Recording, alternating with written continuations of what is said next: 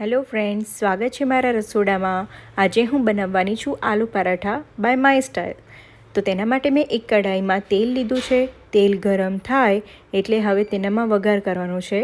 વઘારમાં direct મેં જીરું add કર્યું છે, રાઈ એડ કરવાની નથી।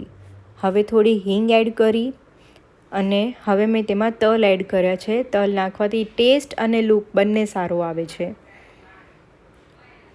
વઘાર આવી જાય એટલે હવે તેનામાં આદું, મરચાં અને લસણની પેસ્ટ એડ કરી છે।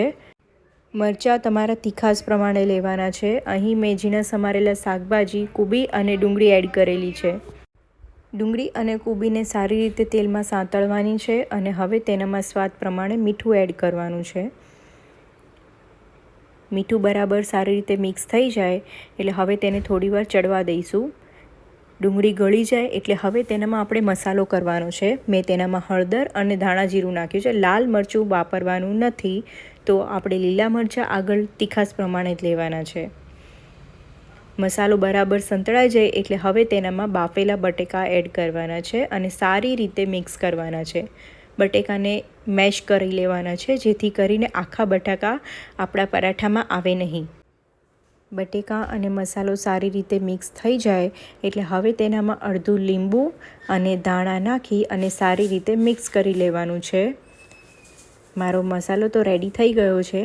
હવે ફટાફટ ત્યાં સુધી મારી ચેનલને સબસ્ક્રાઈબ કરી લો। મસાલો રેડી થઈ જાય એટલે હવે તેને સાઈડમાં કાઢી અને મેં એક સાઈડ લોટ બાંધી રાખેલો છે।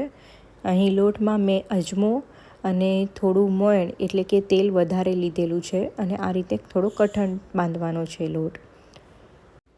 થોડું મોટી સાઇઝનું કુંડલું લઈ અને થોડી જાડી રોટલી બનાવવાની છે જેથી મસાલો આરામથી ફિલ થઈ શકે।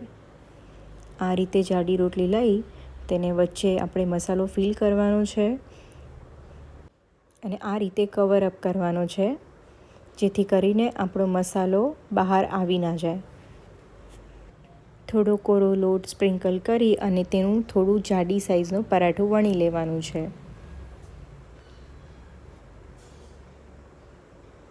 પરાઠું રેડી થઈ જાય એટલે એક સાઈડ તવી ગરમ કરી અને તેને સારી રીતે શેકી લેવાનું છે। તમે તમારી ઈચ્છા પ્રમાણે તેલ અથવા તો બટરનો યુઝ કરી શકો છો। મેં અહીં તેલ લીધેલું છે અને સારી રીતે શેકાઈ જાય એટલે હવે તેને ગરમા ગરમ સર્વ કરો। તમે તમારા બાળક માટે આપતા હોય તો ઉપરથી ઘી એડ કરવાનું ભૂલવાનું નહીં।